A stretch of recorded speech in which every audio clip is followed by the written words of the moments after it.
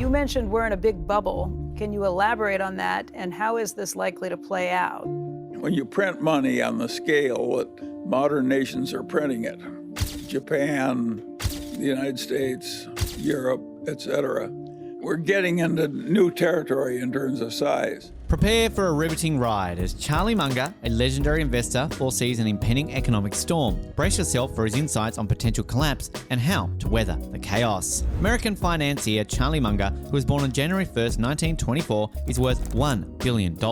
Munger is a vice chairman of Warren Buffett's company, Berkshire Hathaway. According to Buffett, Munger is his closest friend and right-hand man. From 1984 through to 2011, Munger presided over Westco Financial Corporation. In addition, he serves as a director of Costco Wholesale Corporation and chairman of the Los Angeles, California-based Daily Journal Corporation. His net worth is estimated to be at $2.4 billion by Forbes. Charlie Munger, vice chairman of Berkshire Hathaway, has cautioned investors about the significant difficulties the US real estate market confronts and its potential to collapse if things get out of hand. In a recent interview with the Financial Times, the venerable investor claimed that US banks were overflowing with bad loans that would be vulnerable if bad times come and real estate values dropped. Munger's warning come as US regulators continue to consult with financial institutions like JP Morgan and Bank of America for their best and final takeover offers for First Republic Bank. This is the latest in a string of very challenging times for mid-sized US banks as a result of the ongoing Federal Reserve cycle of rate hikes. Problems happen in banking just like problems happen everywhere else, though it's not nearly as terrible as it was in 2008. You develop terrible habits in prosperous times. They lose too much when times toughs hit, according to Munger. Since the Silicon Valley Bank failed in March, First Republic has come under scrutiny as the American financial system's weakest link. After First Republic revealed how severe its condition is, the bank's shares further plummeted this week, down 90% since last month. A lot of real estate has lost some of its appeal. There are several unstable office complexes, shopping malls, and other businesses in our area. Regarding the US real estate market, Munger said, there's a lot of misery out there. In the past, Berkshire Hathaway has stepped in at the 11th hour to invest significant sums through well-planned purchases in some of the best-run financial institutions. Back in 2008, when there was a global financial crisis, the enormous insurance company made investments in Goldman Sachs and Bank of America, totaling $5 billion. Nevertheless, Berkshire has so far refrained from participating in the present upheaval, which has seen the collapse of Silicon Valley Bank and Signature Bank. Munger noted that Berkshire had made bank investments that had been quite profitable for the company. We've also experienced some dissatisfaction with banks. There are many temptations to act correctly, so running a bank sensibly isn't that damn easy. As the Daily Journal's DJCO annual conference earlier this year, billionaire investor Charlie Munger, Warren Buffett's partner at Berkshire Hathaway, BRK.A, BRK.B, stated that considerable trouble was approaching for markets. He stated, "What we're getting at is wretched access and danger for the country. Everybody loves it because it's like a bunch of people getting drunk at a party.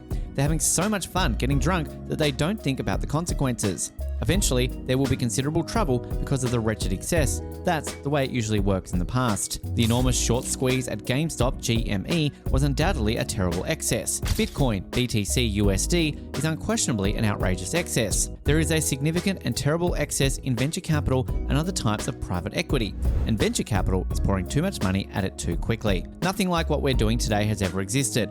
We do know that trying to print too much money eventually leads to serious catastrophe because of what has happened in other countries. Even though we are getting closer to serious danger than we have in the past, it may still take a while. In view of the present macroeconomic and market circumstances, the most important lesson to be learned from Mr. Munger's comments is that the SPY is likely to see subpar forward returns. The explanations behind this are rather simple.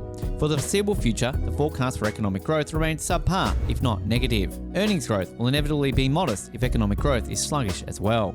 Comparatively to historical averages, valuation multiples have increased. The market is currently near the top of the fairly valued range, according to data compiled by current market valuation based on an equally weighted average of the yield curve, Buffett indicator, PE ratio, interest rate, margin debt, and S&P 500 mean reversion models based on historical data.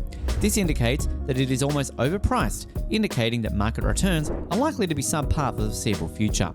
The SPY is somewhat overvalued according to the interest rate model, slightly below fair value according to the margin debt model, and overvalued according to the yield curve, Buffett indicator, PE ratio, and S&P 500 mean reversion models. Based on the Federal Reserve's most recent remarks and the ongoing high inflation rate, interest rates are expected to increase much further. According to the interest rate model, higher interest rates in the near future will make the market appear to be overvalued right now, supporting the notion that the market is now overpriced. Additionally, higher interest rates will behave like gravity, pulling asset prices down. There are no clear drivers to stock market returns when sluggish growth is combined with a lack of multiple expansion and probable multiple compression, extremely low dividend yields, and projected rises in interest rates. Volatility is likely to increase in the near future. Despite this, interest rates are still historically low, and there is a lot of extra money floating about in international markets. As a result, there will probably still be a lot of dip buying, particularly on indications that inflation may be falling, the economy may be coping with the current challenges better than anticipated, or the Federal Reserve may be starting to soften its hawkish tone. Volatility will probably continue to be high as the bulls and bears continue to compete strongly, with the bulls aggressively buying dips and the bears aggressively selling rips on increased concerns of a recession and/or further interest rate rises. In addition, there are many more possible catalysts that might suddenly push markets far lower due to rising geopolitical dangers in East Asia, Middle East, and Eastern Europe. As already mentioned, values are already excessive. Therefore, a crash wouldn't call for a sharp decline from previous valuation levels. In fact, it's possible that a crisis may be required to properly recover the financial markets from the artificial boost that central bankers have provided over the previous 10 years. There are many potential triggers for a market crash, and they appear more likely now than at any other time in recent memory. Any number of geopolitical crises, such as a Chinese invasion of Taiwan, the war in Europe going nuclear, a significant energy crisis if war breaks out between Iran and Saudi Arabia, a massive cyber attack that severely disrupts the global economy, the emergence of a major new pandemic or COVID-19 pandemic, and perhaps even a major global recession. We continue to be fully involved despite the fact that these are undoubtedly difficult, if not downright tough, times for investors attempting to navigate the markets.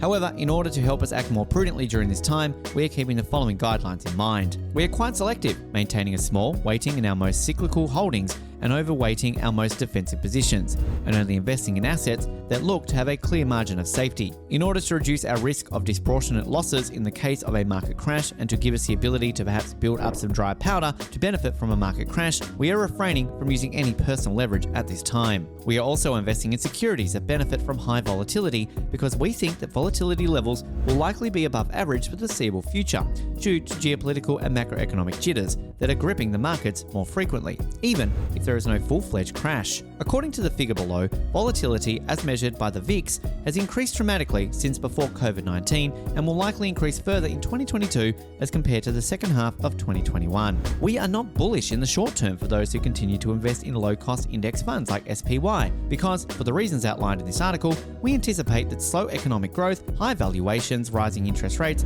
and the increasing likelihood of a black swan event will limit overall market returns for the foreseeable future. As a result, we advise investors to exercise greater caution in the present market rather than impulsively purchasing the entire market. Keeping a complete investment with a routine of continuous long-term dollar cost averaging and responsible personal financial management, however, is unlikely to provide unsatisfactory outcomes over the course of decades for individuals who are devoted to passive investing over the long run. As we navigate Munger's visionary foresight, a critical question looms. Can we avert catastrophe and find stability amidst chaos? Discover his strategies for uncertain times, unveiling paths to survival.